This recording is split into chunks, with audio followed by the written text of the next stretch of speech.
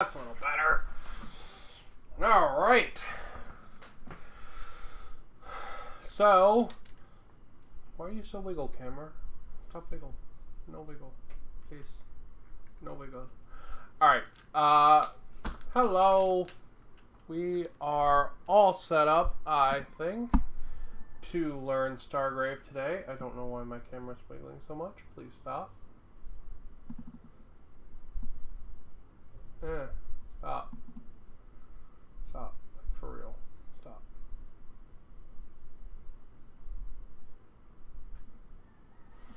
To the other cam. Well, that camera has a seizure.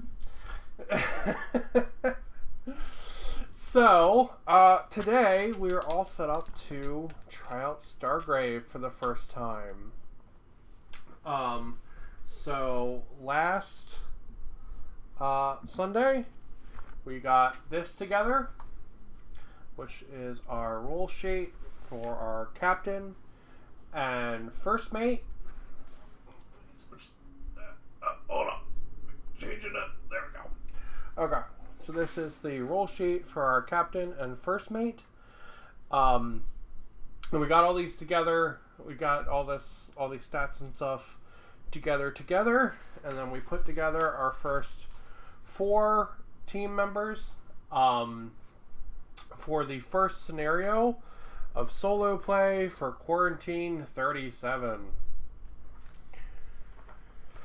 So I have set up a little battlefield.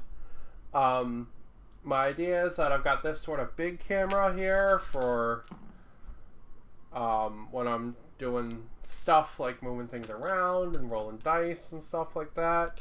And then I've got the detail cam to zoom in with when we're like, I'm like, this guy's attacking that guy or whatever, right? So you can see a little bit better. But the rest of the table is set up for, where is it?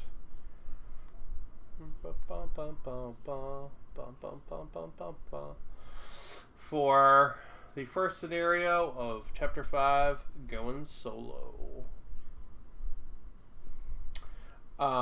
So the differences between, as far as I'm aware, it's my first time playing Stargrave, the main difference here is that in the creature phase, it happens sooner in the turn order than otherwise. Alright, so we are playing Get to the Left. So, I don't have a 2x2, but I've got a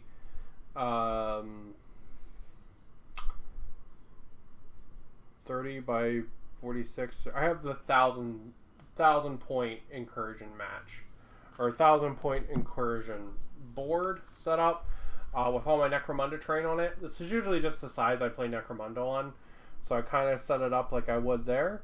I do have all the nice like new market stuff is there. You'll get to see it better when you zoom in, but all the like cool little market pieces I made, they're all there. I kind of wanted this like market that kind of like ran through like the middle like this, and lots of like little boxes and crates and stuff all over the place. Should be pretty fun. All the other walls are kind of to either declare the lift, which is going to be over there. There should technically be 2 of those, but I only have one thing that really looks like a lift, so we're only doing 1 lift. And the rest of it's just kind of like outlining the play area. In this scenario, it's kind of really a run from one end to the other, grabbing loot and killing zombies sort of if you can, because the zombies are going to spawn from the board edges all around the board, and they're going to kind of converge in. So I have a bunch of zombies just off the screen here. And yeah, it should be pretty good. So other special roles. There is 1 data loot token, which I've set up here with a zombie near it. I put 2 zombies in the middle of the board, and 1 physical loot token over here with a zombie near it as well. And there's 1 shooter zombie near the left. So that's pretty much the board setup. So we are pretty much good to play. So for this one, you take half your team, which is the team we set up last week. And then at the end of every turn, I believe. Yeah, at the end of each turn, we're going to roll on this encounter table and do whatever it says. So that's pretty much it for setup. We're good to go, nice and easy. All right, I just set the board up. I put the zombies out like it said, and now my guys are going to start over in the corner. And then we can get rocking. So let's run through the guys real quick. Why are you so wiggle? Stop wiggle. Wiggle stop. Thank you. Alright. So we have our captain. Oh, I'm picking him up there. You can see them right there. We have our captain here. He is, just like we set up last time, he is the rogue archetype. With some extras to move. He's got like a healing pouch, and he has a concealed pistol. Besides that, he has, I believe, we have to do fortune and haggle before the game starts. So we'll look those up before we start rolling. Next, we have a runner, who's this guy here with the backpack, the flight pack. I thought that made sense. We have a burner, who's this guy with the flamethrower, because I want to try out the flamethrower rules. We've got a dog, because of course we do. It's cool as hell to have a dog on your team. And we've got a gunfighter, so we can try out one of the new rules from Quarantine 37. So that's our team. 5-man team, 4 troops, and 1 dude, and 1 captain. We don't get our first mate. We don't get our first mate in this scenario. It's just half our team to play through. So I thought it'd be pretty good to start and learn the rules with. So, with that being said, let's look up those powers real quick and see if we have to roll for them before the game starts. So, I have fortune.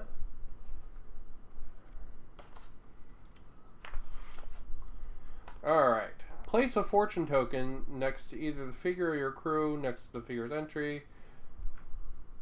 If you could not fall down, camera, that would be amazing. Why are you having trumps? Stop having trumps. You never have trumps. Stop. Thank you.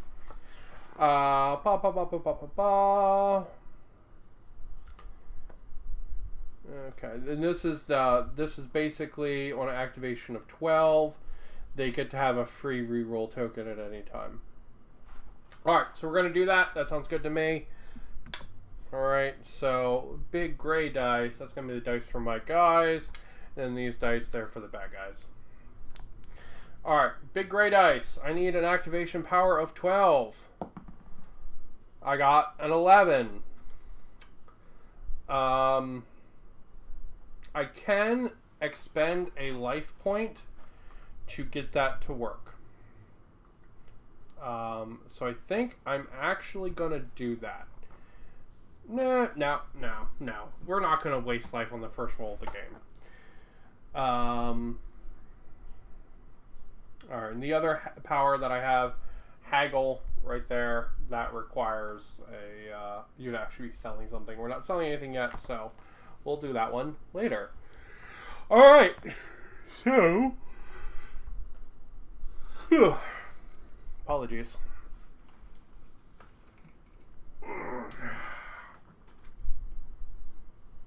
Alright, so my guys are starting like they just came through this door over here.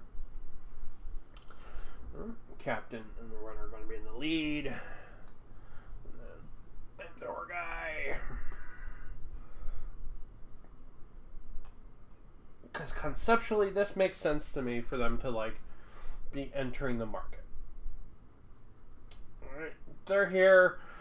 to see what's left over, see what they can scrounge up after it's been overrun by zombies, you know. All the regular tenants have been driven out. The arbiters have not shown up yet to clean out the zombies, so they're coming to see what loot they can scavenge while before the cops show up, pretty much. So there they are.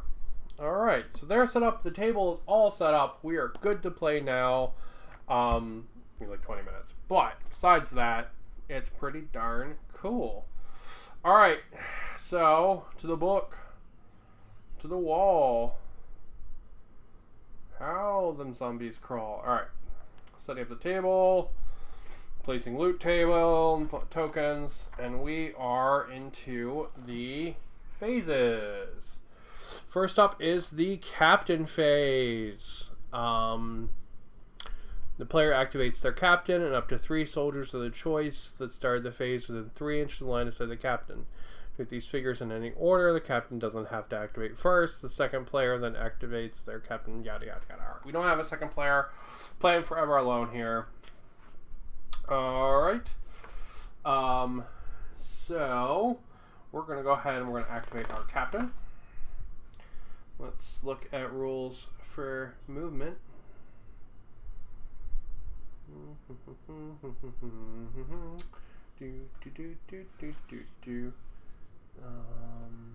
When a figure is activated, it may perform 2 actions. One of those can be normally a move. The other action can consist of a second move, fighting, shooting, using a power, or any kind of actions listed elsewhere in this book.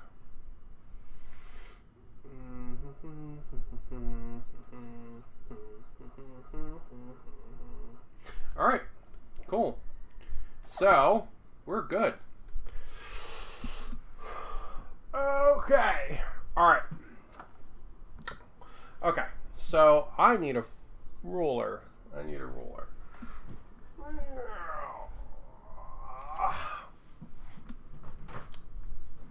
How do I expect to play war games without a ruler? You think this is Dead Zone? I would like to try Dead Zone, but we're not playing Dead Zone today. Today we're playing Stargrave. Alright.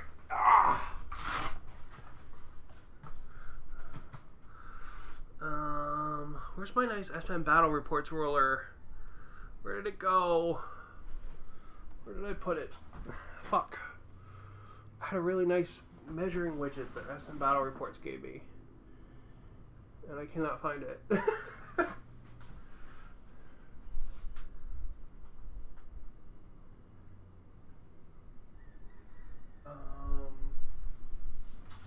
Okay, well, I bet you I put it in my wargaming bag. Give me 1 second.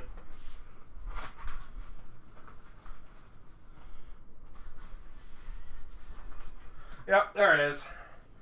It was in the wargaming bag, where it belongs. Alright.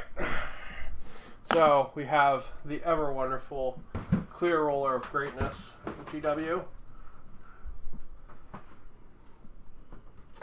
Why are you stuck? Oh no, my light is having a shit fit, apparently. Okay. We have the ever wonderful Clear Roller from GW of Greatness. And we have the awesome SM Battle Reports measuring widget that they gave me. Alright.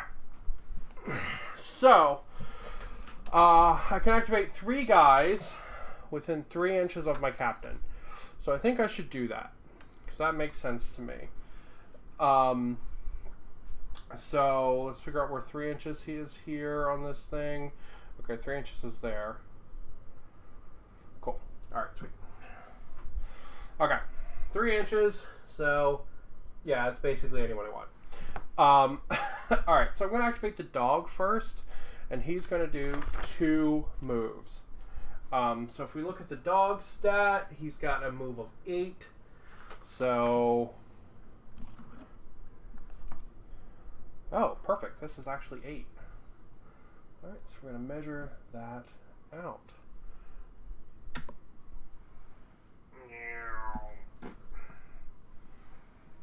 Let's try that. Maybe that'll be a little better. Yeah, I think it's a little Alright, so let's move him 6 and to there, and then 2 from there,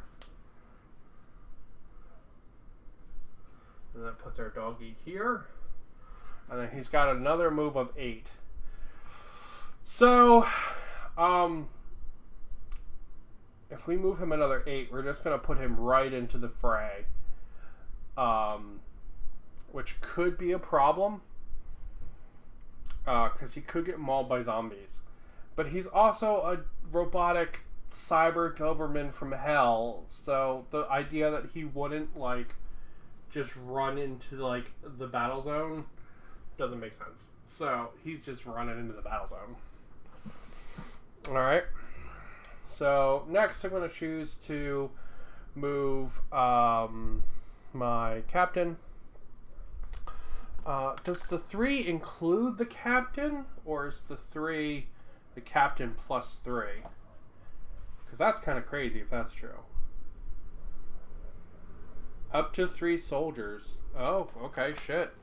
Alright, so it is the captain plus 3, so I get to activate almost my whole team right now. Okay, yeah, that's cool.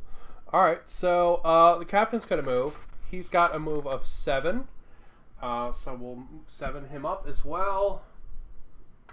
So he's going to move like that. And then he has a pistol. Let me check the rules for the old pistole. Should be somewhere in here.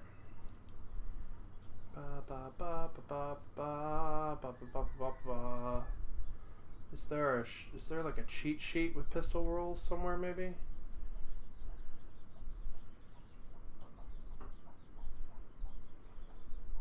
Or do I have to go to the... I guess I have to go to the...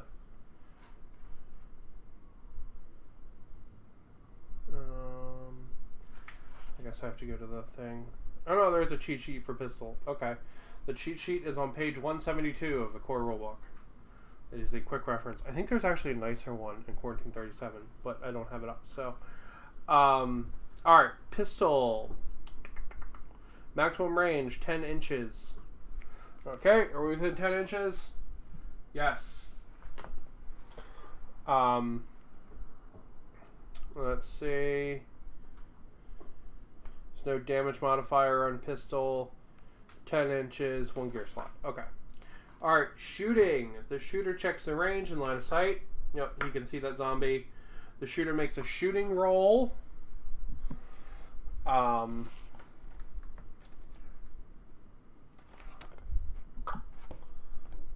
you still not see the zombie? Hold on. I like this idea of like having like close-ups of the action, but I'm still trying to figure out the details, so I apologize. There we go. So there's my captain. He's about to shoot the zombie. The shooter makes a shooting roll. Roll a die and add the figure's shoot stat. Okay. We can do that. Alright, so I got a 14.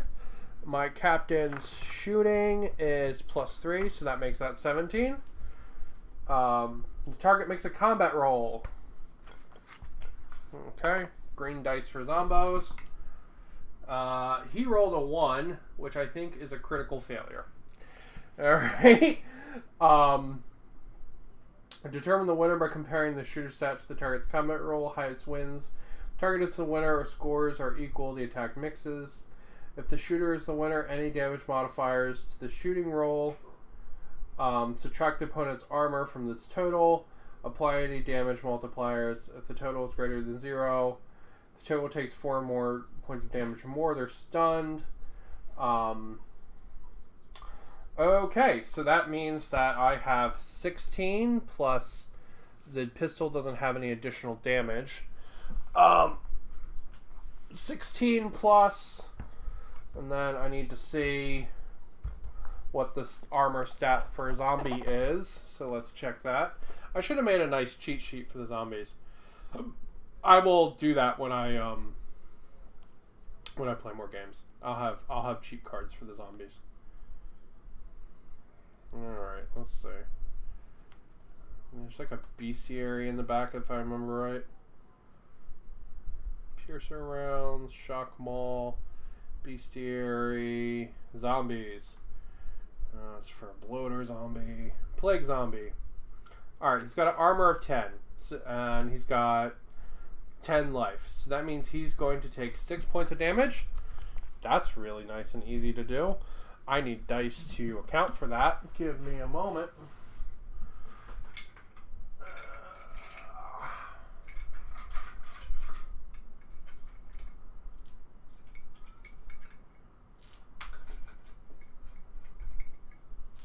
Alright, he's going to take 6 points of damage. Wow. There he is right there. 6 points. And now he is stunned. So we will look up what that means when time comes. He is stunned because he has taken more than 4 points of Shaka. More than 4 points of damage. Okay. Now I get to activate 2 more guys. So let's go ahead and do that. I'm going to activate the runner who has a similar move.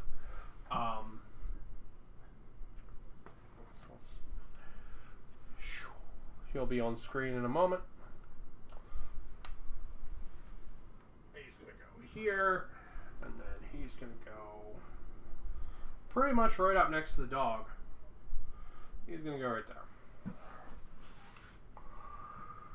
Alright, I get to activate 1 more guy, so I will activate the burner. He's got a move of 5, but he has -1 because he's wearing heavy armor, so he's going to get 2 moves and get into the fray. And be right there. Alright, so that is my captain's activation all done. I got to activate all the guys with him, so he's bringing his posse in. And now the zombies get to go. This is the creature phase. There is a logic tree for Stargrave single player. It is very simple. It is, can they see the target? Or can they see a player model? If yes, they have to move and try to attack it. If no, they move towards the closest objective.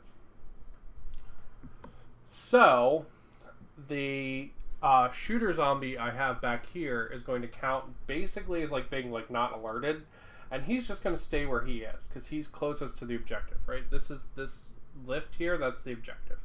My goal is for these guys to work their way through the like the market, loot what they can, and then get out the other side. All right, they're in here kind of like snatching and grabbing what they can before this place fills up with zombies.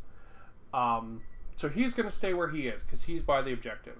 However, all the other zombies, they can all see stuff, so they're all going to move toward my guys. And if they can get within range to attack, they're going to do that.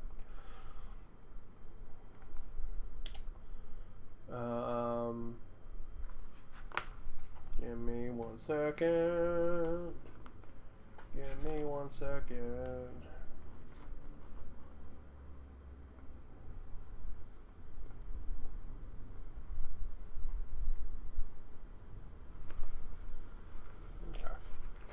Alright, so they have a move of 5. Alright.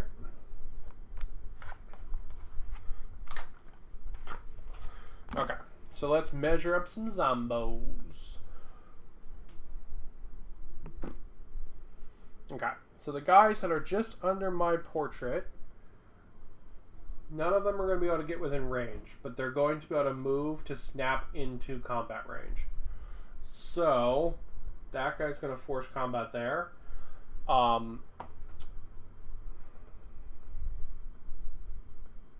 You might not be able to force combat if you can't also make an attack. Let me debate that. To the rule book! To the wall! So I actually don't think they can move in and force combat if they can't make an attack. Let's check that. Sorry for punching the camera. Movement. Movement doesn't have to be a straight line. The path taken below. Remember, when moving figures, if you measure from the front of the hex, it is front of the hex to the maximum distance. It's how to measure hex spaces. Rough trim, moving at any time. Anytime a figure moves into contact with an enemy figure, is considered to be in contact. Figures in contact do not automatically fight. This still requires one of the figures to perform a fight action. Explain further in the section of combat. While this is in combat, the affection is normally take. Blah, blah, blah, blah, blah, blah. Okay, so... Alright, so they can move within combat range, and they can sit there, right? They don't have to do a combat this turn. So that means that this zombie here, with his 5-inch move, he can get there with 7 inches, and he's just going to stay there, right? Because that's the closest enemy. The zombie next to him is pretty much going to do the same thing. Everyone's going to gang up on the poor doggo. I guess everybody wants to pet the doggo. Alright, so then we have a zombie on the stairs. Right? So 5 there, and then another 5 to get to my guy. Let's double check that. Yep. Alright, so the zombie's going to come down the stairs here, and he's going to force combat with my guy. Alright, so all the zombies have started to close in. This guy here, he's stunned from getting shot so much. So we need to look up what stunned is. He basically got hit so many times. He took more than 4 points of damage, so like he's kind of discombobulated. I think stunned is -1 action. I think.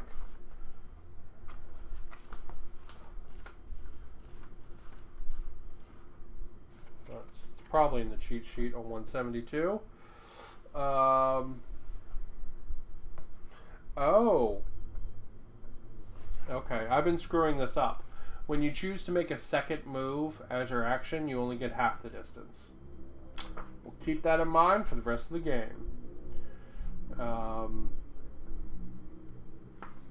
Alright, let's see if there's a thing.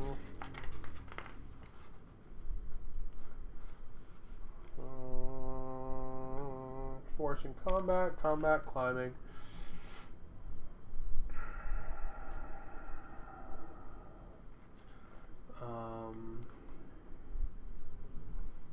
Okay, stunned.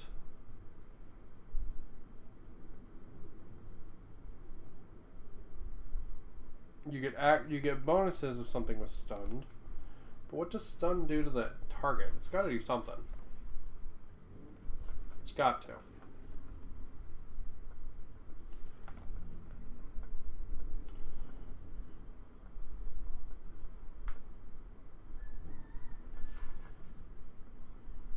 Okay, stun is on page 59.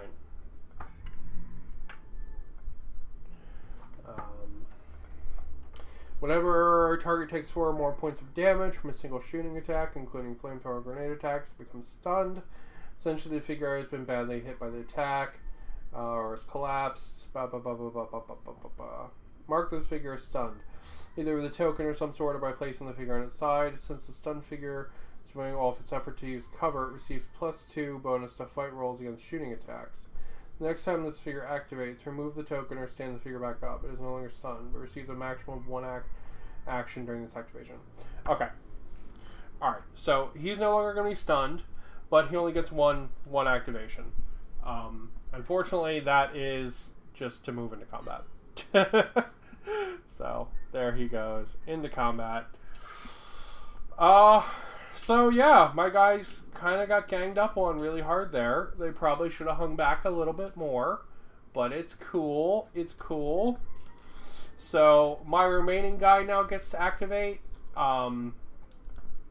So that's pretty good. So he's got a move of 6. So he's going to move a total of... Let's see. problem is everybody's in combat, so like if he shoots, it doesn't do a lot of good right now.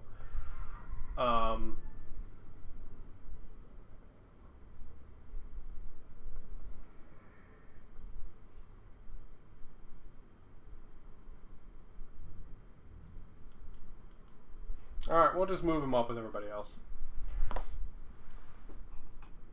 Ow! As he falls over. There you go. Alright, so he's just going to move up to here with everybody else. Just like that. So he can get group activated.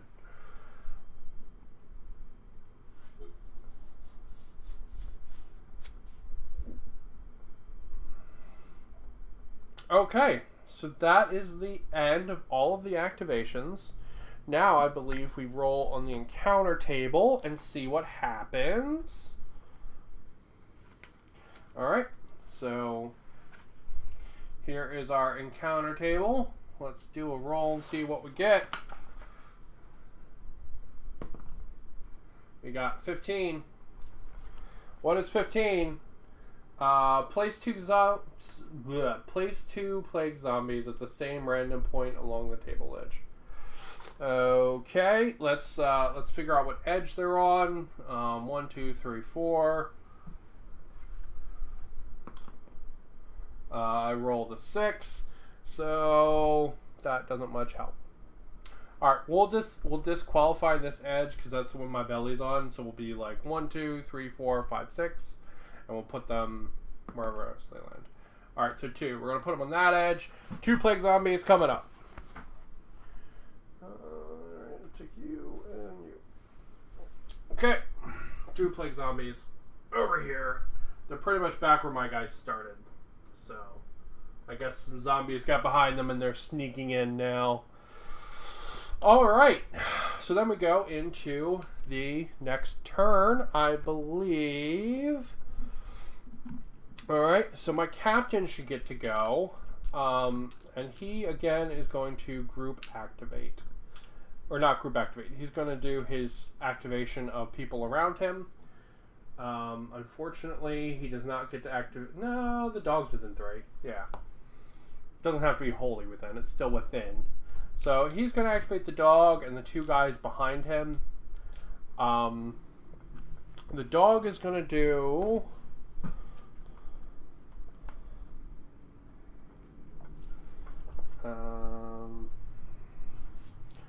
should the dog just attack? So I could have the dog fall back so then like the flamethrower guy could shoot. Which might be pretty cool.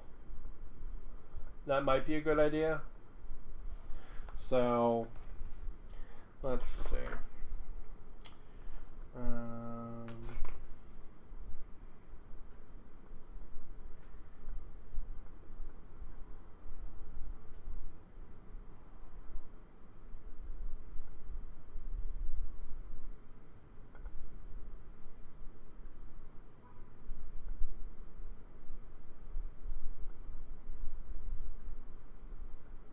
Okay, so he actually can't use... I thought there was a retreat option called run for it, but apparently he can't do that. You can't use run for it in combat. Alright, so...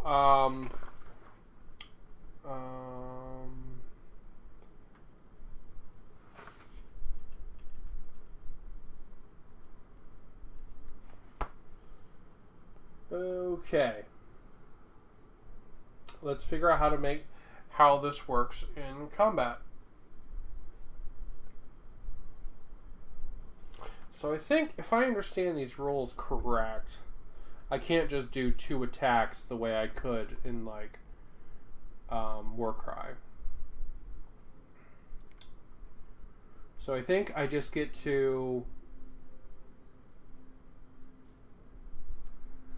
I get 2 actions. One of them can be anything, and one of them has to be a move.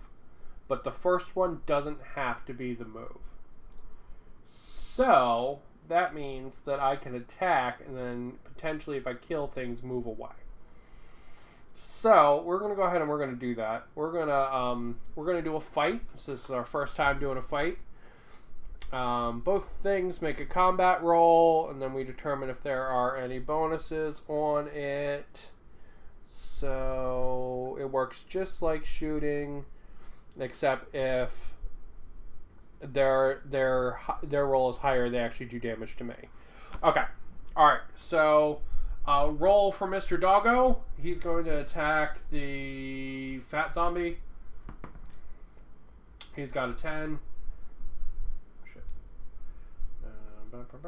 He's got a 10. The fat zombie has, holy shit, a 17. Wow, that's just animal abuse, my man. Okay, does the doggo have any bonuses? Let's see if the doggo's got bonuses.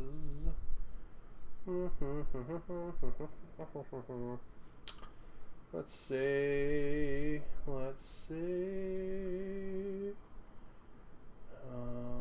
He probably has something like strong teeth or something, right? He is an animal. What does that mean?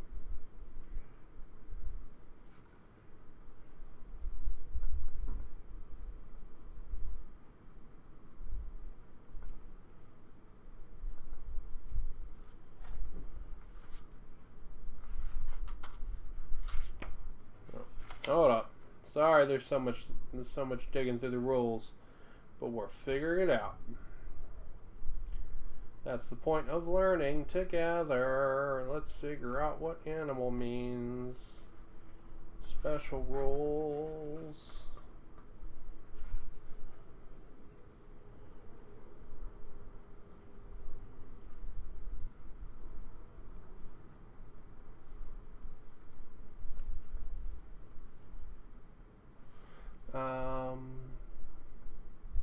It just says he can't interact with loot. Okay, that's useless. That was a lot of looking up for nothing.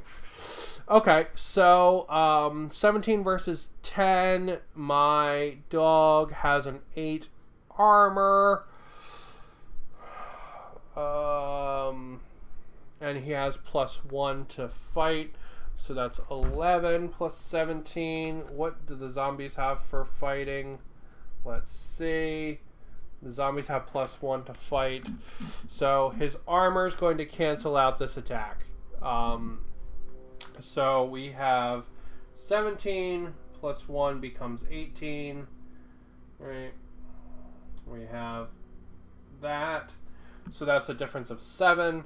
However, he has 8 armor. So he's going to not get hit back. Because the difference of 7 is less than 8. Because I know math. Alright. So Mr. Puppo is not going to get hit back, which is probably good. Poor zombies beating the shit out of my dog.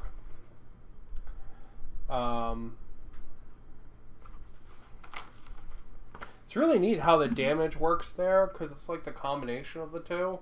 I keep expecting there to be like some, like I need to look up the damage on this weapon table. But that's not how it works. It's a lot more reductionist than that, and I really like that. That's really cool. Okay, well, he can't make a move, and he can only make 1 attack per turn, so that's the end of his turn. Next, my captain's going to go. My captain is going to use a power, so we can try that out. He's going to use his concealed pistol. Let's look that up. Concealed firearm. Right there. Alright, this player may use while fighting in combat. The player makes 1 + 5 shooting attack against the other figure in the combat.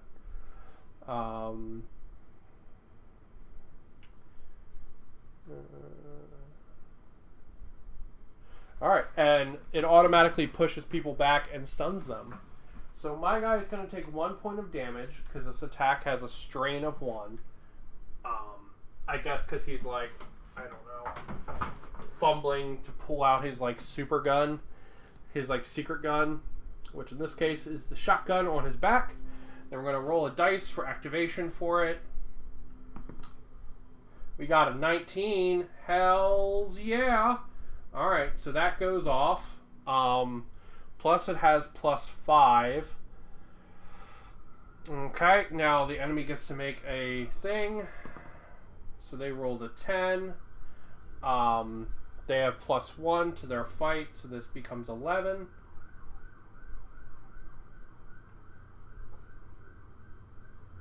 +11. My guy also has +3 for shooting. So that guy's just melted off the table. I think. How much? Let's check how much armor zombies have. Again. Okay, so he's actually not melted off the table, but Jesus Christ, he is not in a good way. Okay, so I've got 27 total versus 11. So that's 16 minus the 10 armor from the zombie. So that is 6 points of damage. He is pushed back and 1 inch and stunned. Alright. So that's pretty damn cool. Pulling out the super shotgun there. Now my guy can actually make a move. So he's going to... My papers are being very annoying. I apologize. So he's going to do that. He's going to... Stop. Thank you. He's gonna... He can't push through those zombies, unfortunately, but he can move toward the physical loot.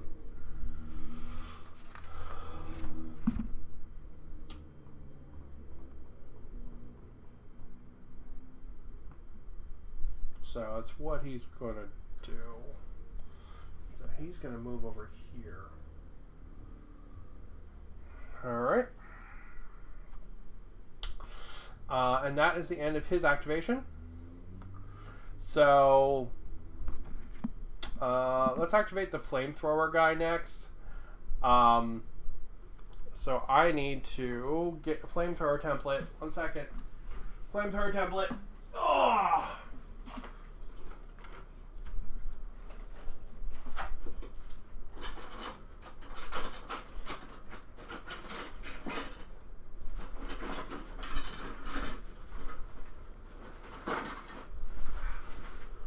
Fuck it, that'll do. Alright, I don't know where the one I have that's cut out is, so we're going to snip this one out real quick. Oh, as I molest the camera, I apologize. Alright.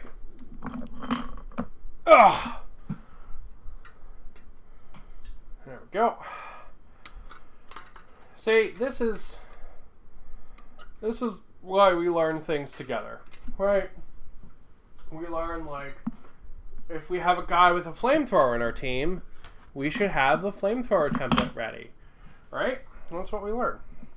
So, Flamethrower Template.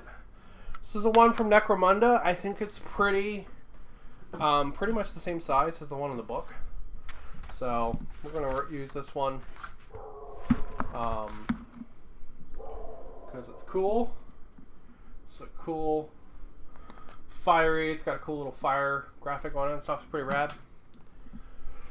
Alright. Apologize. Where? There we go. Okay.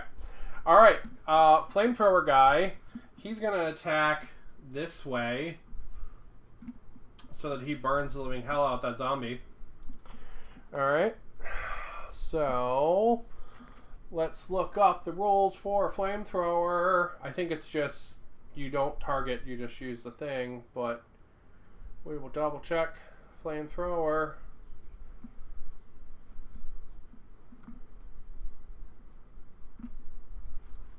Maybe, if I can find it.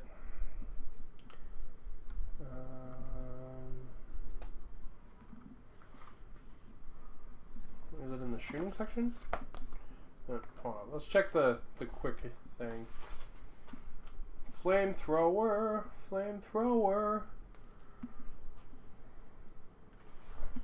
Get caught up in the flamethrower.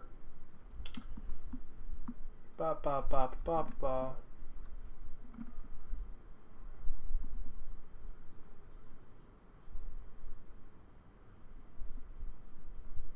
Okay, it uses the template and it has a +2 damage modifier. Okay. I keep expecting the rules to be like more complex, so I keep checking them, and I'm like, oh, what am I missing? What am I missing? I'm missing something, but I'm really not. It just it's very simple, which is like awesome, right? Like that's super awesome. Yeah, I super dig that. I feel like I'm missing something, you know? Alright, so let's do his shooting attack against that Zombo. He got a 17. The Zombo gets a... That got stuck in the middle. The Zombo gets a 10. Alright, so that means that the Zombo is going to go to 11. Because he has +1 fight. This is going to go to... Let's see what this guy's shooting is. Oh, wow. This guy has... Alright, this guy's got +3 shoot. So that's going to go to a 20. So it's going to be 20 versus 11, which is 9. Unfortunately, that is... Well, it beats it. Okay, so it beats it, so that's good. Let me figure this out, because this has a damage modifier. So 20 plus 9. 20 plus 11 is 9, right? So my guy wins. Alright, so this goes away. He has 9 points remaining. There's 10 armor. But it has +2 damage. So that makes that 11 actual damage on the attack versus 10 armor, which means that he takes 1 point of damage. Which is not as fancy as I would have liked. These guys are not killing these zombies as quickly as I expected them to. Alright.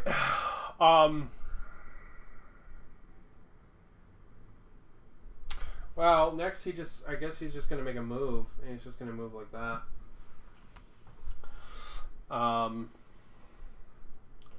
Alright, next we've got the Gunfighter, who's also going to group activate. We're going to look up gunfighting rolls. Boop, boop, boop, boop, boop.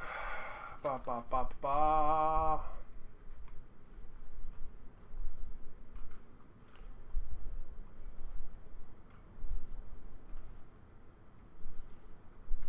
The Gunfighter has some kind of special role.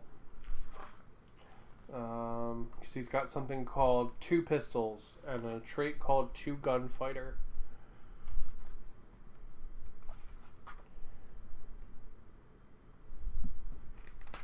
Okay.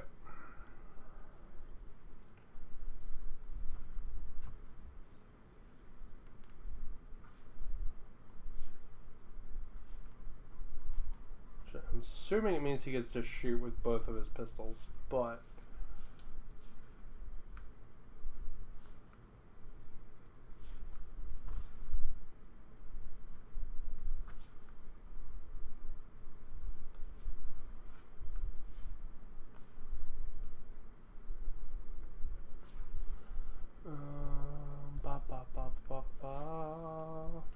Two Gunfighter. This figure gains +1 damage to shooting attacks made with pistols if they are carrying 2 or more unjammed pistols. If a Gunfighter rolls a jam result, they may continue shooting at their other pistol without clearing the jam. However, in this case, they lose 1 damage. Okay, that's fine. Okay, so he gets +1 to damage for his attack. So he's going to shoot the zombie that we've been stacking damage up on. 14. The zombie's going to get a 9. Alright, and then he's going to add +4 to that, bringing us to 18, and this guy's going to turn it into a 10. There we go. Alright, so 18 versus 10, plus he's going to have +1, +1 for +1 damage. So my guy wins the attack, but this is going to be 19 versus 10, which is not enough to get through the zombie's armor. So he's just like bang, bang, bang, bang, bang, bang, bang, and the zombie's just like, Alright. So that was kind of dumb. Pointless. So he's just going to move up there. Like that.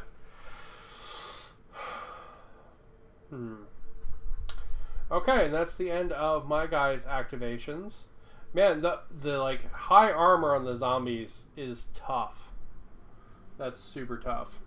Alright, now all the zombies are going to get to activate.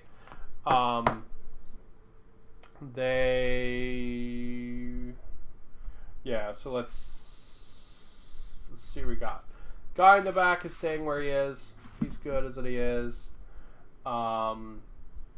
This guy's stunned, but he's going to move up to get in combat with the flamethrower guy. These guys are all going to attack, but we'll do that next because these guys in the back here are going to move. I was expecting to be able to roll through these zombies a lot more, but their armor is really tough. They have a lot of resilience. We're really bogged down in the middle since we haven't killed any of them yet. Alright, so they're going to get to attack. So first off, let's do the attacks into the dog. So this guy into the dog. Wow, that just... Okay, that's... 20 is just a guaranteed it works. But the dog would turn this into 18. Right, so that's a difference of 2. Which is not enough to get through the dog's armor. So, alright, and then we've got the other zombie going into the dog. So this would become 15. This would become 19. Still not enough to get to the dog's armor. Alright, this guy into that guy. 8 and 2. This becomes...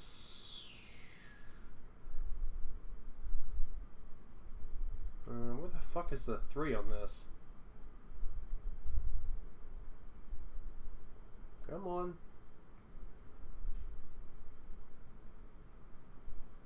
Where the hell is the 3?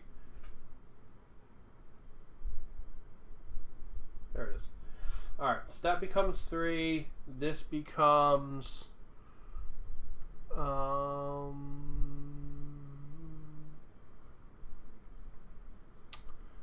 that becomes 10. Alright. Does do knives have any pluses to damage? I don't think they do. I think knife is just the generic attack. But we'll check it. Knife actually has a -1 to damage. Okay. So this would be a difference of 7. -1 is 6. That's not enough to get through the zombie's armor of 10. So nothing happens in that fight either. And that should be the end of the zombie turn. Now it is my guy's turn. So this guy going into the zombie. Alright, zombie got a natural 20, so it's just an automatically blocked attack, I believe. This becomes 14. This becomes 21. That's not enough to get through the runner's armor of 8. Runner's armor of 9. The armor really, like... am I doing that right? Hold on, let's double check if I'm doing that right, because it seems like a lot of attacks just aren't doing anything. Let's see. Combat. Add any damage to the winner's roll. Opponent's armor from the total. Apply any damage modifiers. The final total is greater than 0. Subtract the many points from the target's health.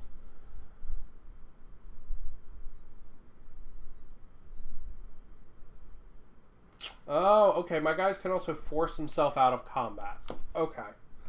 Alright. Alright. Gotcha. That will be good to know for next time. Alright.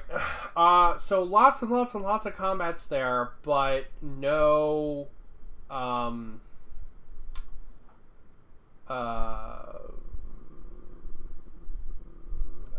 no, like,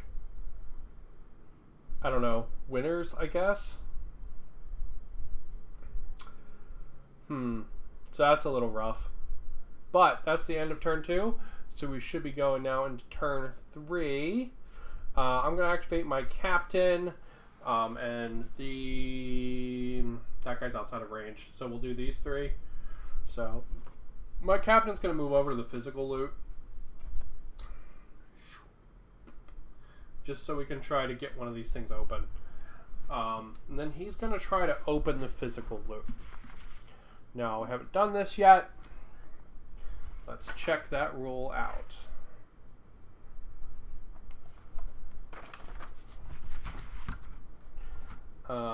Collecting loot tokens. It's carrying loot. It may spend 1 action to drop it. Moves off the table.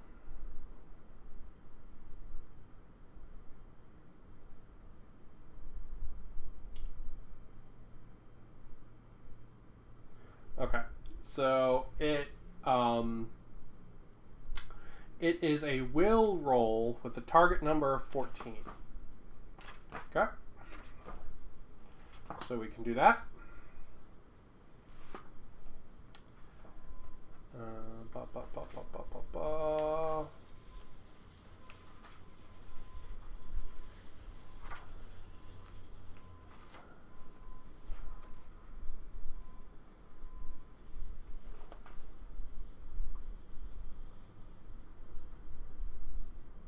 Okay, so it is a target number of 14, and my guy has a +6 because he has a deck to unlock it. He has a +4 to will. So it's a total of +10. Let's see. Is that a 1? Ay. Really? It's a 1. Fuck you. Okay. Well, he just sits there and, like, jacks off in the corner, basically. Alright. My guys are not doing very much of the smash and grab. They're much more of the we're stuck on zombies and not doing any damage.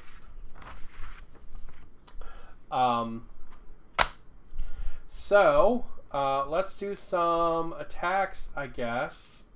So this guy into that zombie.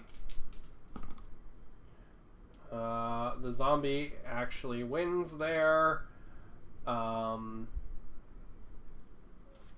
This becomes, let's see, this becomes 8. The zombie has +1 for 21. My guy has 9 armor. 17. That means that 4 damage goes through to my guy.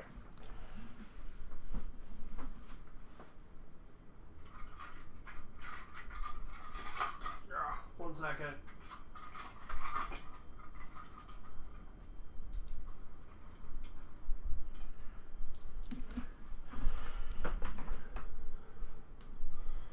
Man, my guy got fucked. Oh! That's what you get when you try to fight a zombie, I guess. Alright, so he got fucked up. He can't do anything else because he's stuck in combat and he can't push the enemy away because he lost the combat. So I guess Flamethrower guy into that guy. 14 versus 5. Let's see what Flamethrower guy's got. Flamethrower guy's got a +3 to fight.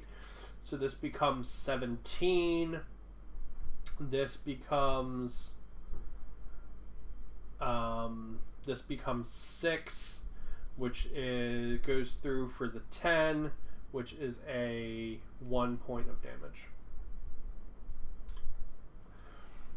Man, melee combat is rough.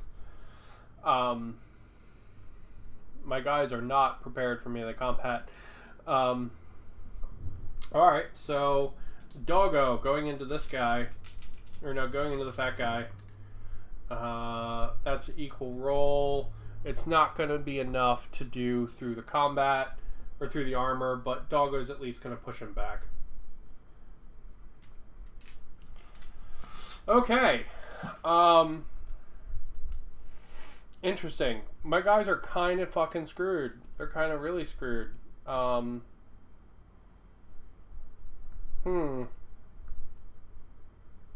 really stuck at this choke point. But it's all good. We'll figure it out. Because it's now zombie time. So, this zombie into that guy. 19 versus 3. 3 becomes 4. This becomes 21. 21 minus 10 is 11. Minus 4 is 6. So that's actually enough to wipe that zombie out. Go team. They finally killed something. The free member of the team killed something. I'm going to point that out. But at least he killed something, so that's cool. Alright, so this combat into him. So that's a difference of... It's a difference of 9. This becomes 9, which makes it a difference of 6. This becomes 16, which makes it a difference of 7. Still not enough to get through that guy's armor. This guy into the doggo. Critical failure there. But doggo is not going to get enough damage points to get through his armor, unfortunately. But because we're going to push him back like that, because doggo won. This guy's going to move up and attack the poor doggo. This will be... I believe dog is +3 fight, right? Oh, dog is only +1 fight. Okay, so that's going to be 5. This is going to become 12. That's a difference of 7. Not enough to get through the doggo's armor. Okay. Now the zombies from the back are closing in. Boom. And then going to attack. 19 versus 11. This becomes 12. This becomes 21. It's a difference of 9. The zombies have 8 armor. It's not enough, but I can at least push them back. Pushing back is very, very useful. Alright, this guy's going to move up, and he's going to do the same thing. 6 versus 4. This is 8. This becomes 5. Not enough to do damage, but I can be like, get back. Okay, there we go. That is all the zombies resolved. Now my remaining guy gets to go, who is my gunfighter. I guess let's just blast the zombies. So I guess we're going to blast the zombie here. Sorry, that one there. 19 versus 18. Really? Really? Really?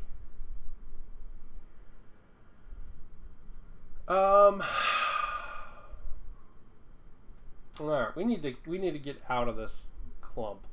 So we're going to do some climbing. And we're going to put ourselves just right there. Just so we can get out of the clump. Alright, and that is that. Now we need to roll on the encounter table. Let's roll for the encounter table. I rolled a 10. Let's check it. Check it. See. Encounter table says, let's see, for 10, place 2 zombies in different random quarters. Alright, zombie number 1 is going 1, 2, 3, 4, 5, 6. Zombie number 1 is going over here. Zombie number 2 is going over there.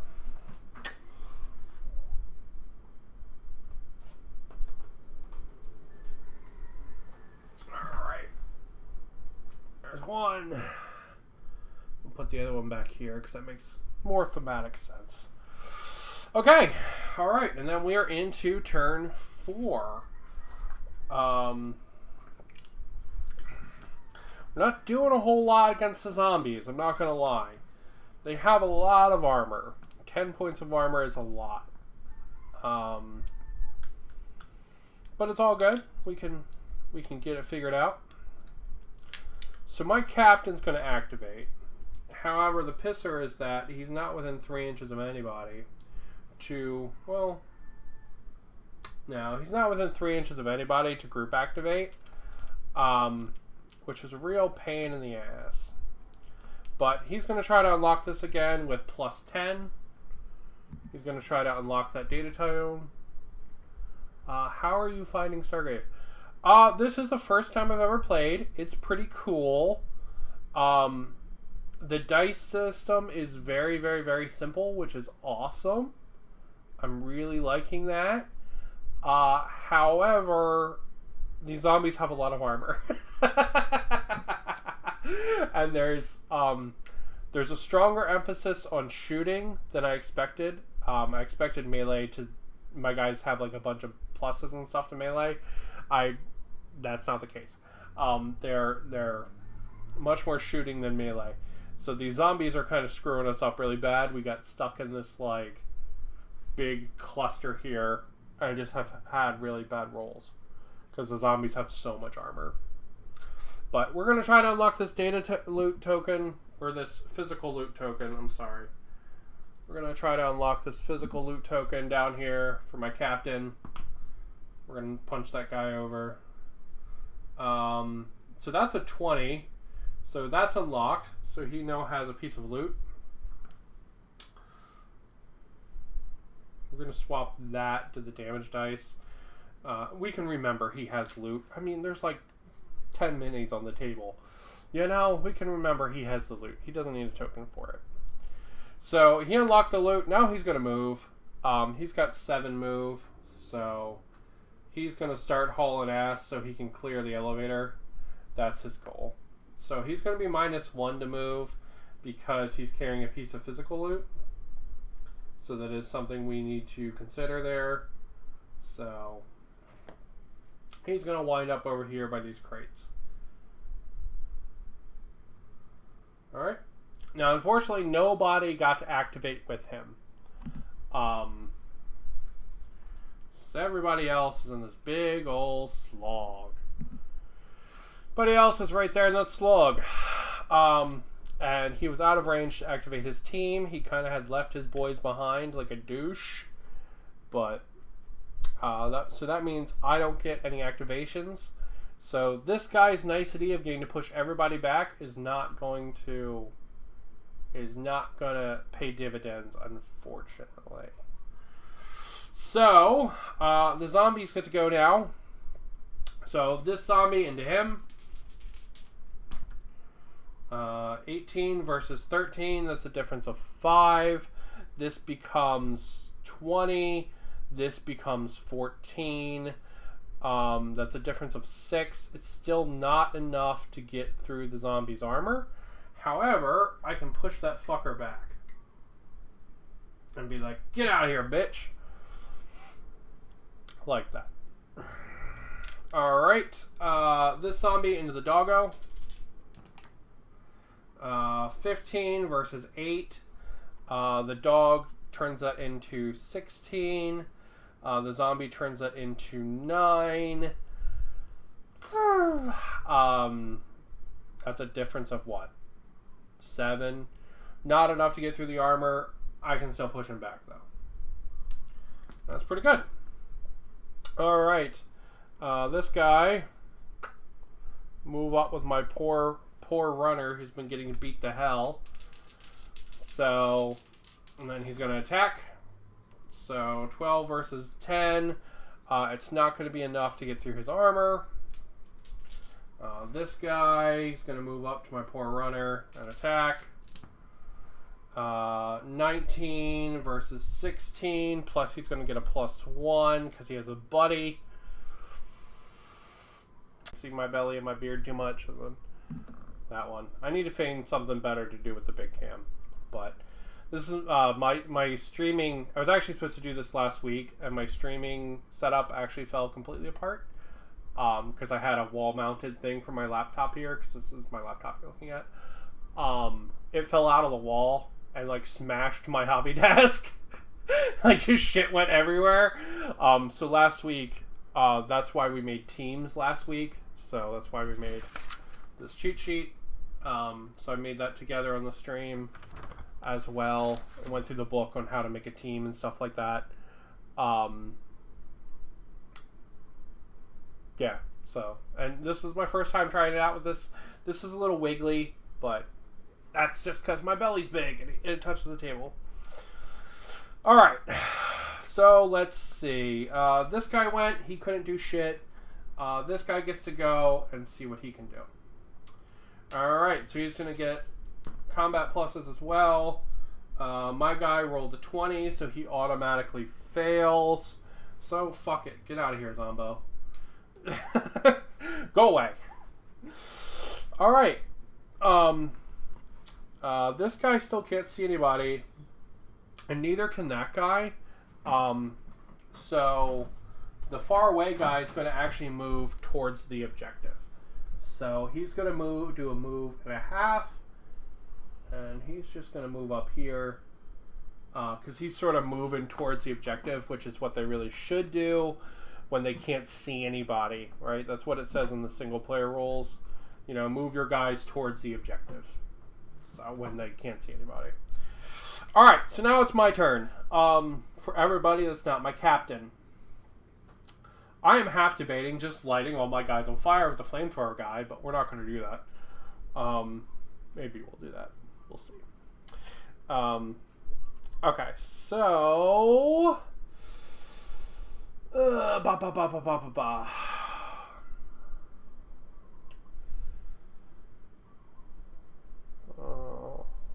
dog can't do anything but attack, so that's his role. So the dog's going to move over here, and the dog's going to attack this guy, try to get him off the runner. So one doggo attack, 10 versus 16, so that's going to become 11 plus versus 17, which is a difference of 6. I believe the dog has 8 armor. Yeah, dog's got 8 armor, so that's a difference of 6. So the dog will be fine. But unfortunately, the dog didn't win, so he can't push the thing off the guy. All right. So let's see. The runner going into him. 18 versus 16. That's going to become 20 versus 17, which is a difference of 3. So at least we can push him away. If nothing else, at least.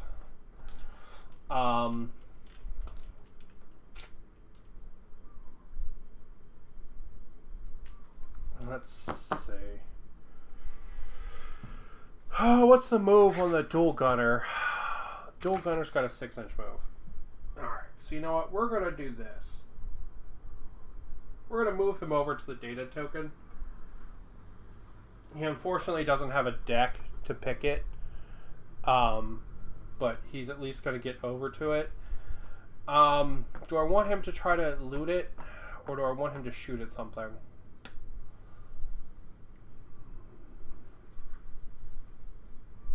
I feel like we're just getting closed in by zombies here. So he's going to try to loot it. So let's see. What's his will? His will is +3. So he needs to make a 14. With a 4, he sure as hell doesn't make a 14. Even with a +3. Alright, so that unfortunately is the end of his turn. Mr. Flamethrower. That way, my boss. Alright, Mr. Flamethrower is going to light that zombie up. Because I want him out of the way. So. That got stuck. 18 versus 6. 6 becomes 7. This 18 becomes... Let me check the flamethrower rolls. 18 becomes 21. So 21 beats 7. So that goes away. Hold on, wait. Am I doing this wrong? Hold on. To the rule book, real quick. Am I supposed to minus... When calculating damage, do I minus their number out of my number? To the cheat sheet on page 172. Alright, so shooting.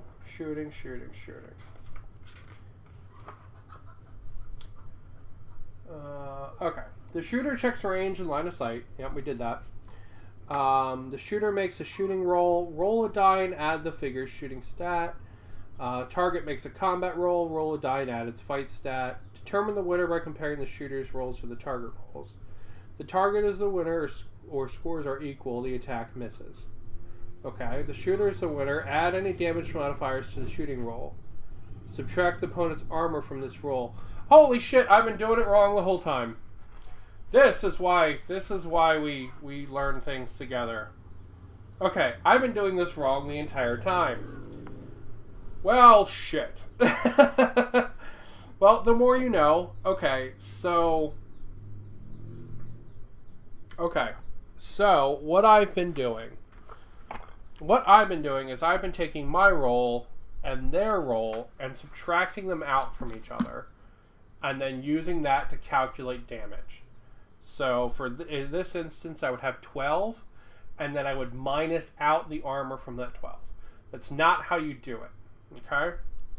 So my guy here with his plus 3 shoot, he actually has a 21. This just goes the fuck away, okay? I'm now left with 21, okay? Now I add any damage modifiers to it. So that 21, because it's a flamethrower and has plus 2, that 21 becomes 23. Okay? Now I minus armor out of that 23, which makes it 13, which means that guy is toast. Interesting. Very, very interesting. Okay. So that should reduce... Yeah, that's cool. That's cool. Does it work that way in fighting, or does it just work that way in shooting? Let me check. 172 for our cheat sheet.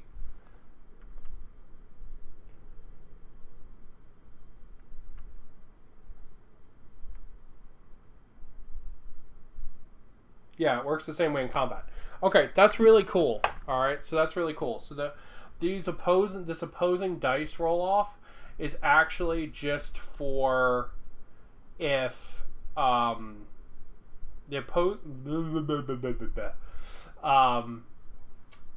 opposing dice roll off is just to see who wins, not to like minus the numbers out.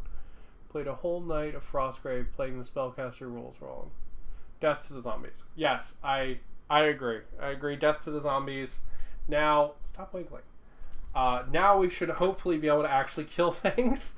Because I was like, man, 10 armor is so much. How do you get through that? Jesus. Okay. Alright. Okay.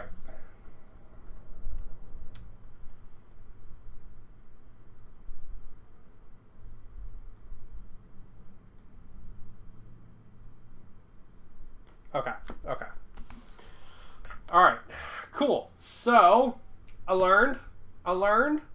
And we are good. So combat should definitely be way more killy now. Alright, sweet.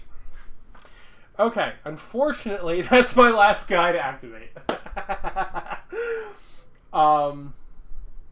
Unfortunately, that's my last guy to activate now that I know how it actually works. Or more death than they normally experience with the zombies. Death 2.0 for them, yes. Okay. Alright, we're good. We got this. Okay. So now we need to roll on the encounter table. So let's do our encounter table roll, and then we'll go look up what it is. We rolled an 18. And that's in the Quarantine 37 book. So an 18. Place 2 soldier zombies at random points along the table edge. Okay. Let's see. First dice is for soldier zombie number 1. So 1, 2, 3, 4, 5, 6. So I don't want to put them on the edge of my belly. Okay. So they're actually both over here. I think my guys might get screwed by my ineptitude of the rules here. So I feel a little bad for them. Because there's a lot of zombies and shit building up in this corner. Alright, so back to the captain phase. Round 4. Hello! Round 4, captain phase. Alright, my captain. He's going to take a shooting action at the fat zombie there. 4 versus 4. Plus he has +3, so this becomes 5. This becomes 7. My guy wins. So that is 7. The zombie has an armor of 10, so it unfortunately doesn't do anything. So, and then he's going to make his move, which is -1 because he's carrying that loot token still. So he's going to start moving to the exit because somebody has to get out of this damn thing. Alright. Unfortunately, he was not within range of anybody. So, he couldn't activate anybody. So now, the zombies all get to go. So let's do the ones that are already in combat first. So this guy into him. 8 versus 1.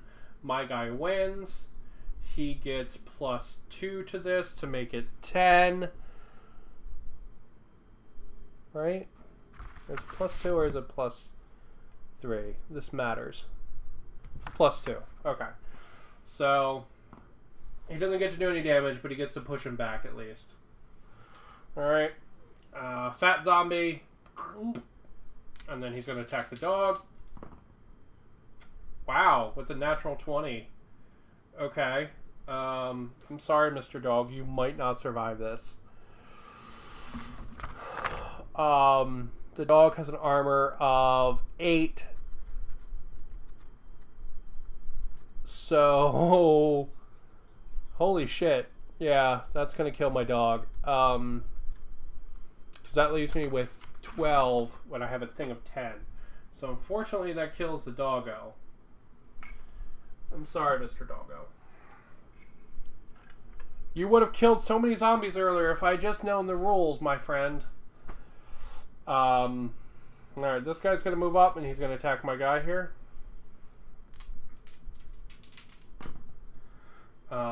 17 versus 5. It's a difference of 12. So, zombie wins. This 17 becomes 18 because he has +1. My guy has... how much armor? He has 9 armor. How much life? 12? Okay. So he has 8 points of life left. So... this is 18 because of +1. Okay, 18 for +1. My guy has 9 points of armor. That makes this 9, which means he has 1 point of life left. No, that means he's dead as well. Holy shit. Okay. This game just became way more killy. Okay. Good to know. Good to know. Yeah. This guy's gonna move around and attack my guy with the flamethrower. Oh man. Me screwing up those beginning rolls I think really fucked my guys over. Alright, so I've got a natural 20, so it automatically goes through. So that goes away. The zombie has a So the zombie has a armor of 10. My guy has a +1 on his fight, I think. Or is it a +2? It's actually a +3. So he's got +3 on his fight. So he's got 23. Plus -1 for the knife, right? Yeah, -1 for the knife. So that makes it 22 minus 10 is 12, which is a dead zombie. Okay, alright. Man, this game got a lot more killy, a lot faster. Jesus. That's pretty cool. I like that, actually. I just wish I hadn't screwed my guys over and got them, like, really stuck into combat like that. That totally just killed my dog and my runner. It's all good. Well, now I get to activate. So fucking get flamethrowered on, nerds. So we're gonna flamethrower both those guys. So guy on the left first. 18 versus 16. Okay, so I win versus him, and then versus this guy is 8. So I win versus both those guys with the flamethrower. The flamethrower has +3, so that's 21. So 21 minus 10 for both those guys. Yeah, they're both gone. Yep, this game just got a whole lot more killy. A whole lot more killy. Which is pretty cool. I do like quick killy. Quick killy's good.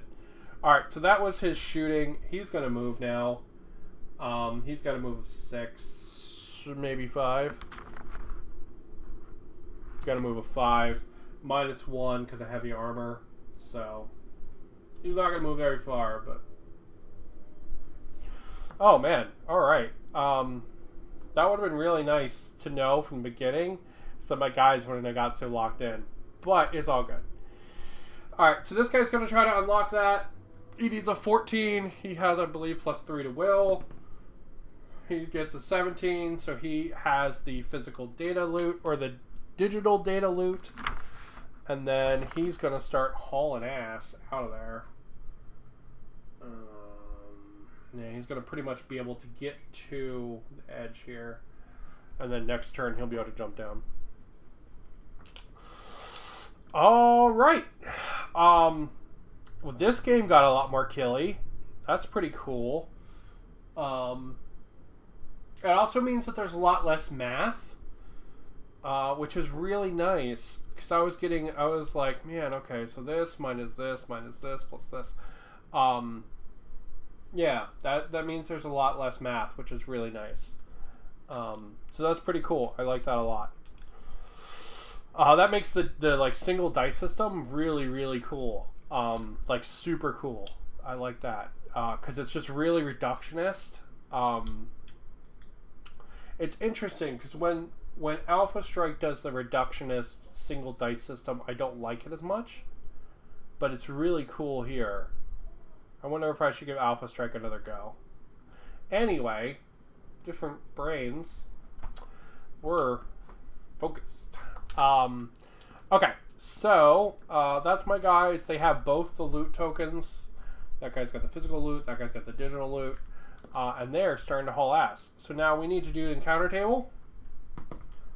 13. Encounter table number 13 says... 2 soldier zombies in random corners. I don't have 2 soldier zombies that I don't think. Let me check the wall. To the wall! Ugh.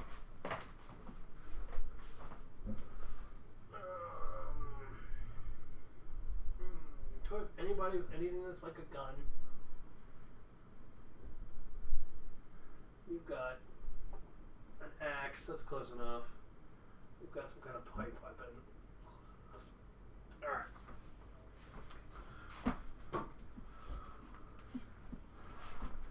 I need to make myself some cultists or something so I can have proper zombie soldiers. Because right now I'm just grabbing poxwalkers that look like they have guns. Alright. First one. So, 1, 2, 3, 4, 5, 6. So 4, he's going over there.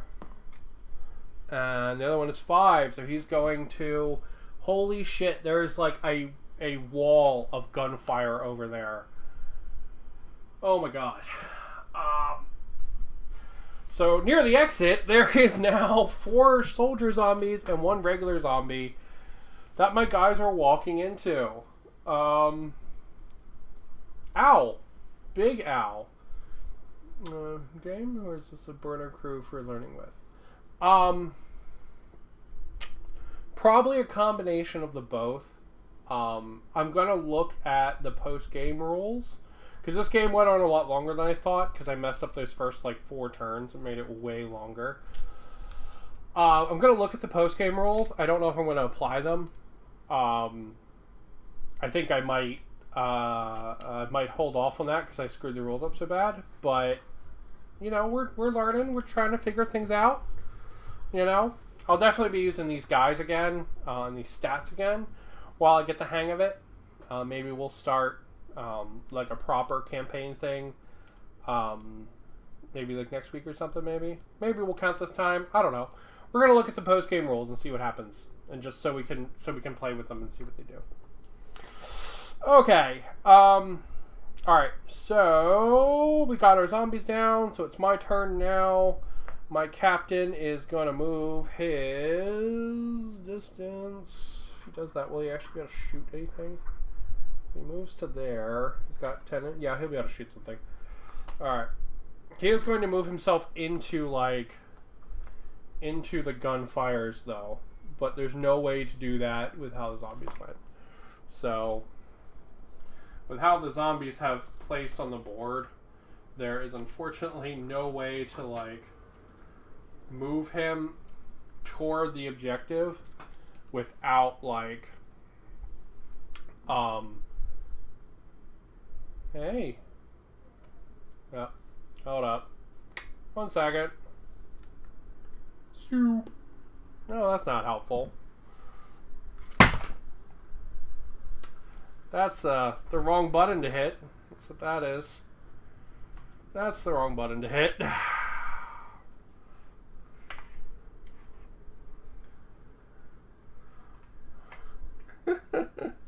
Oh, this is why I'm happy I magnetized all of these Zone Mortalis pieces.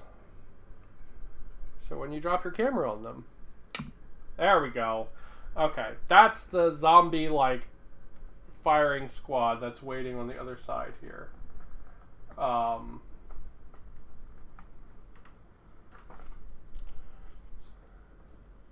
second.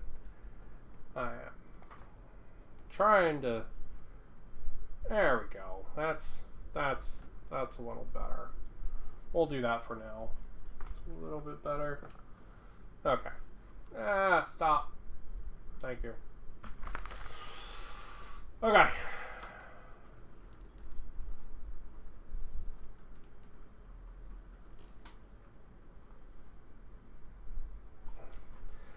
Yeah, sorry about that.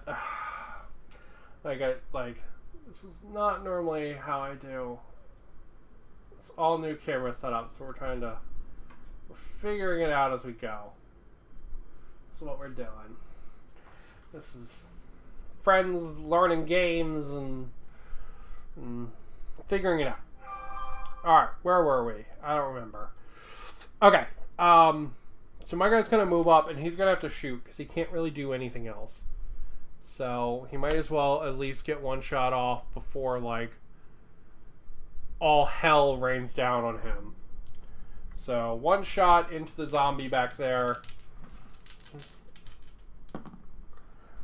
16 versus 18. My guy has a shooting of 3. This becomes 19, so that's actually a tie, unfortunately. So my guy doesn't actually shoot at the billion zombies. Now he's gonna get blown the fuck apart. Oh, that's unfortunate. That's so unfortunate. Oh,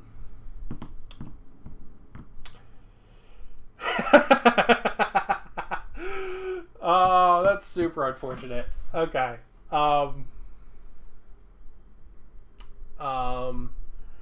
Alright, so let's move these zombies up. And if my captain dies, we'll go ahead and we'll call it.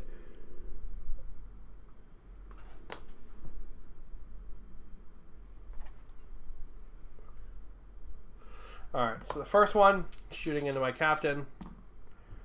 18 versus 6, he wins.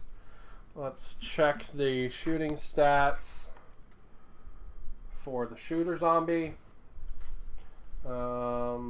He has a carbine. I've actually never used a carbine. Let's look up the rules of carbine. He does not have any pluses to shoot.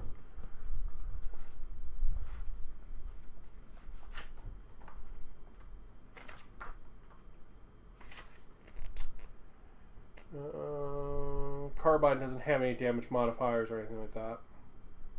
Okay. So 18 into my boss.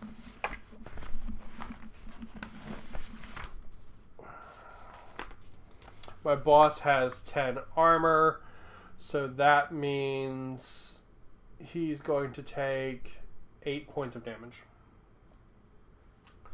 Alright, so that's 6, and that's 2. So... Alright, so he's up to 8 points of damage. Battery zombie number 2.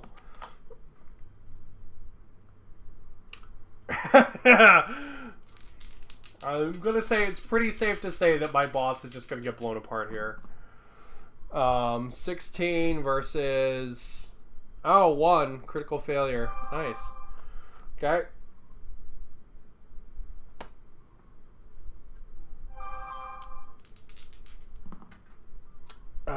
16 versus 6. All right. So that's going to be 6 more points of damage coming in. So my boss has 3 life now. Look at the, like, it's literally a firing line. So, wow. 19 versus 20. The 20 auto wins. So my boss survives on 1 point of damage. This guy's going to move up and get blocked by his friends. My boss survives on 1 point of damage versus the firing line. Alright. So my guys get to move up now and do stuff. So...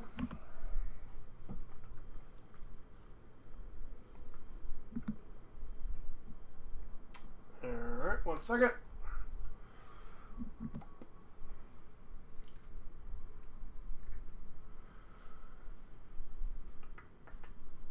Okay.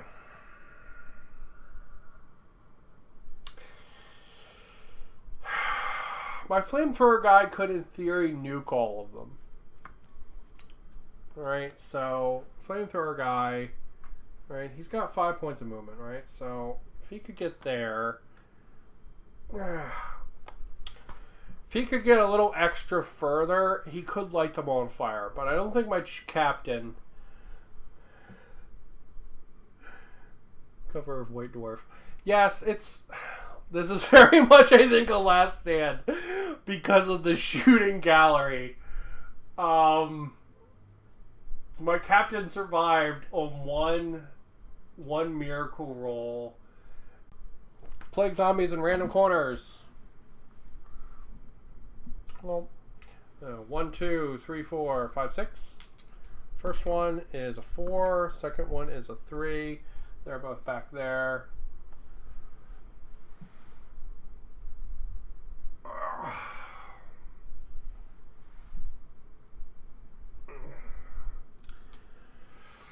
Okay.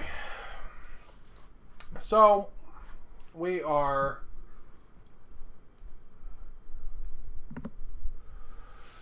going to war. My captain versus the firing squad. I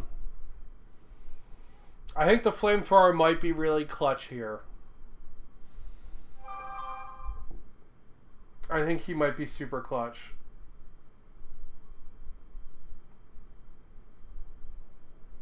So I think we just need to get my captain out of the way. Unfortunately, there's no like really good solid cover. But he can at least get behind the cover of these stairs. So he's going to do that. Alright, so he's going to go hide behind those stairs. And he's going to try to use his regenerate ability. So we're going to look that up.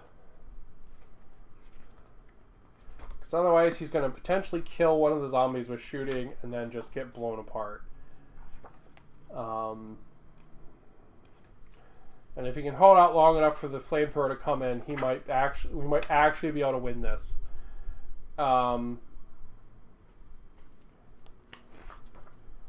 Okay, regenerate. This activator gains 3 points of lost health. 3 points? Motherfucker. Alright. We need an 8. Oh. That's perfect. Okay. So he just gets 3 points of life back. Better than nothing, I guess. Okay, and that's the end of his turn. Now the zombies get to go.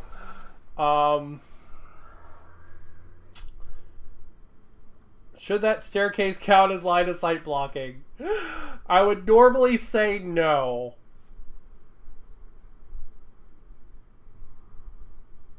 It's a staircase. It shouldn't count as line of sight blocking, but at least it's going to give him cover so we can look up the cover rules.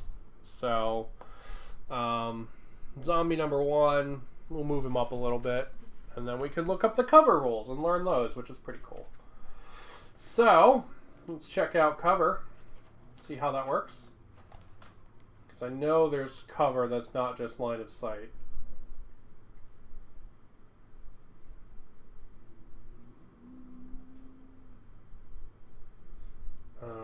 Light cover is...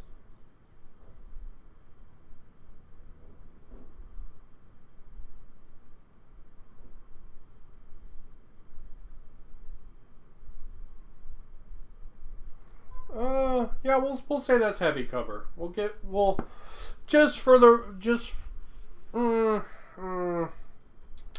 It's a set of stairs. It's really not heavy cover.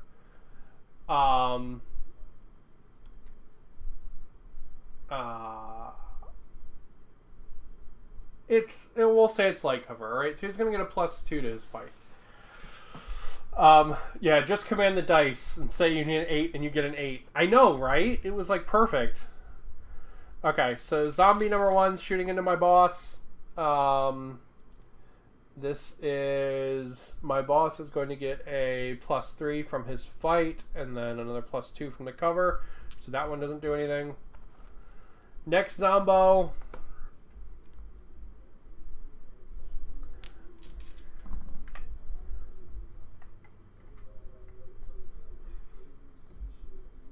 Oh, wow. Okay. Another 1. Jesus. Okay, so he fails as well. I don't know why I'm bothering to measure. 15 versus 14 plus all my bonuses. He wins as well. Is my boss really going to do this? Oh my god.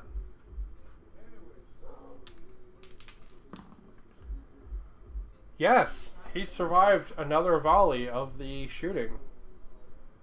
Wow. Okay. Christmas miracle. Okay, sure. Yeah, we'll take it. And this guy's going to move up and get stuck behind all the zombies still. Alright, yeah, sure. Flamethrower guy. Going to move up. Oh, thank you, Flamethrower guy. Just to share the goodness.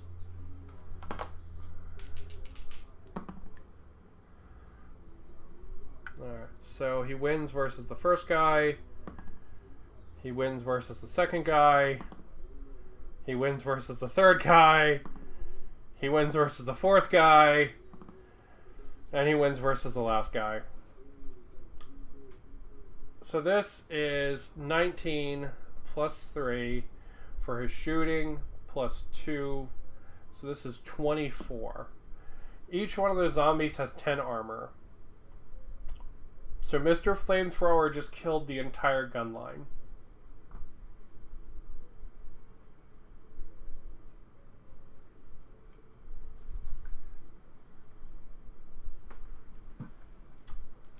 So my boss managed to hold out,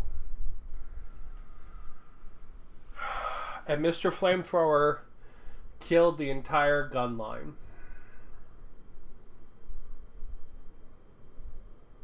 That's pretty awesome, I'm not gonna lie.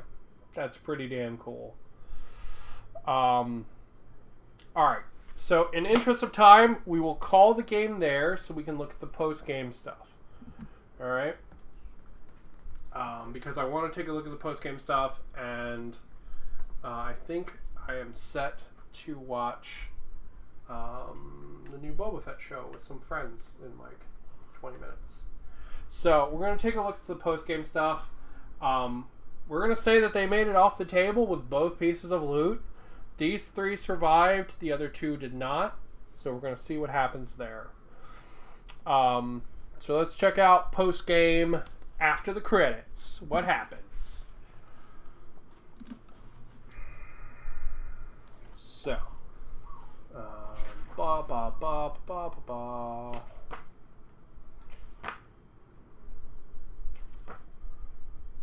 Alright, in a campaign, let's see.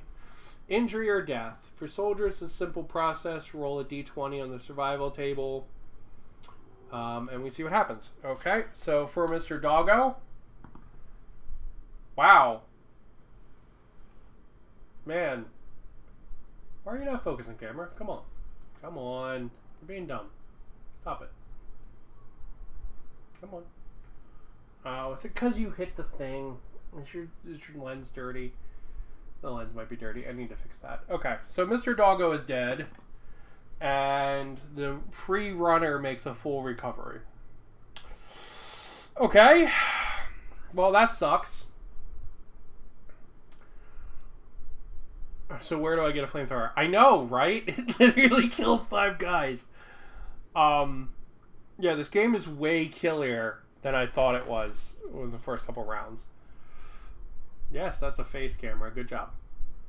You are having trouble focusing, though. You better not be broken. I'm going to be so pissed if you broken, camera. Okay, so we don't have to do any permanent injuries or anything like that. Experience and level.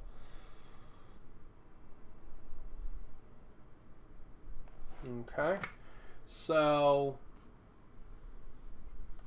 plus 30 for each game played.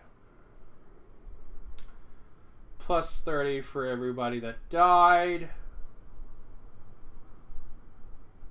The rival crew up to a maximum of 40. To a maximum of 20.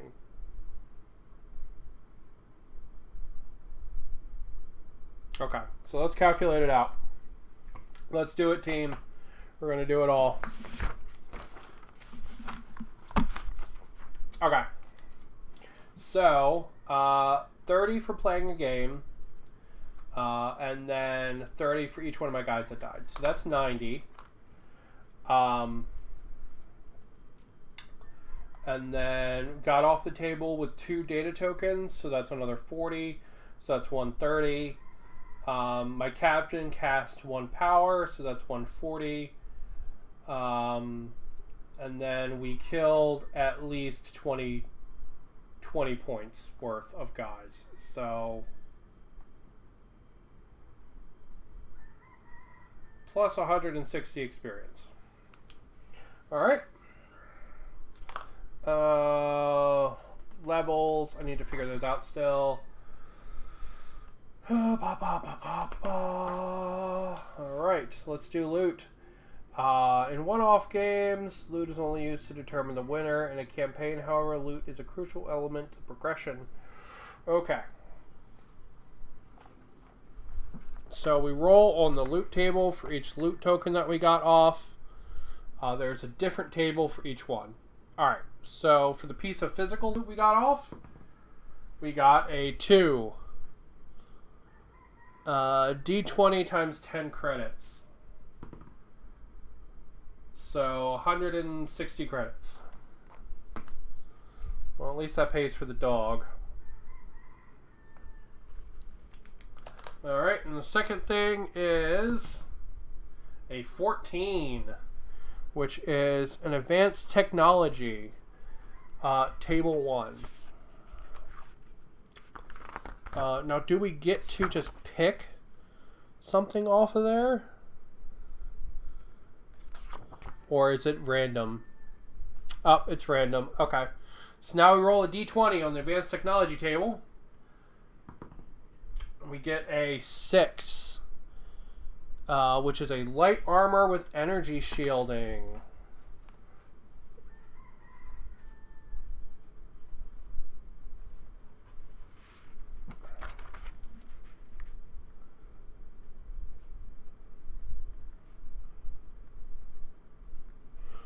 Cool, and I can give that to somebody. Sweet. Sweet, sweet, sweet, sweet, sweet. Okay. Is there anything else we need to do post-game? We did our loot. We did our experience. We could level up a guy, but I don't think I want to do that today. I think I've crammed enough in there, in the brain. You forgot to command the dice 20. I know, right?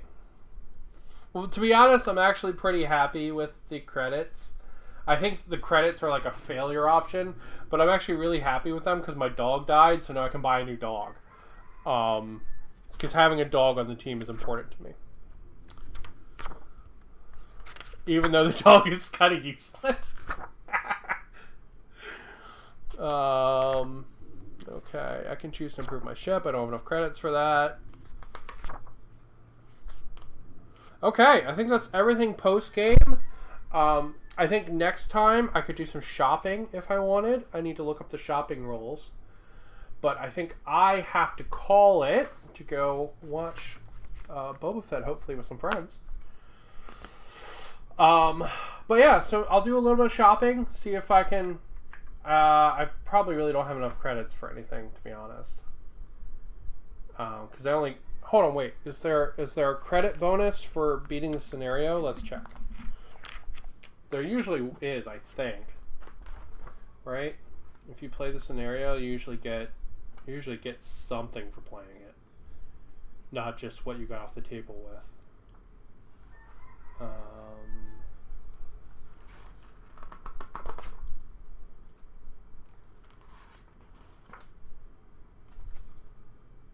Let's check.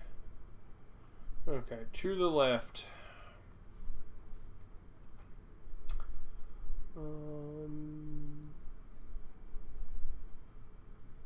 Okay, I would have gotten 45 more experience as well. So that makes it... Okay. I would have gotten another 45 experience. Roll for loot as normal. Okay, so you don't get any additional credits or anything like that, just for playing this scenario. Okay, cool. That was really fun. Quick rapid fire thoughts.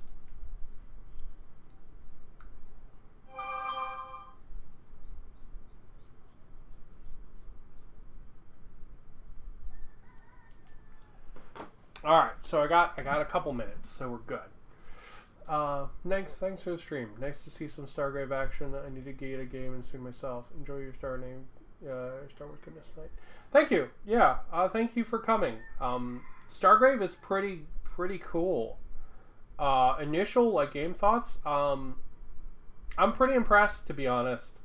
At first I was like, man, this single dice thing just isn't working. It's like a slog. Like nothing ever gets hurt. Like it's kind of crap. But once I figured out that I was just doing it wrong, it works really well. It's super killy, really poppy. Like, it's cool. I dig it. I dig it a lot. It's really, really good. I'm sure I definitely screwed some rolls up. I'm sure I missed some rolls. But yeah, it's super good. I'm very impressed. And I'm really happy to like get to use my Necromunda stuff for something a little simpler. Because I'm a big fan of simple games. Warcry is my favorite game. I've never actually played Frostgrave. I have the book for it though. Maybe we'll have to change that. But yeah, this is really cool. Really, really cool. I'll figure out the experience stuff, and I'll probably do a little bit of shopping. Maybe come back. I think the next scenario takes the other half of the team. I think the next scenario takes the other half of the team. So the first mate and then all his boys with him. I think it takes that. So that'll be fun. I'll get to play with some different guys and stuff like that. And then I think the next game is a full team. So we'll set up and play for the next scenario next week. So next Sunday I'll be doing that. Set up and get that in, which will be really cool. And yeah, I'm gonna try to get some better shooting zombies painted up, because otherwise I only have like 3 of these guys or something that have the pistols. Why are you not focusing, camera? Come on, camera, for real. Like, sort yourself out, camera. All right, I apparently need to look at my camera. So that's not fun, but we'll do that next. Fun. You better not be broken, camera. I swear to God. Anyway, that's it for me. Thank you guys for watching. Hopefully this was cool. Watching me learn to play Stargrave. Hopefully learning to play it along with me yourself. And I'll be back next week for the next scenario. Yeah. Should be super rad.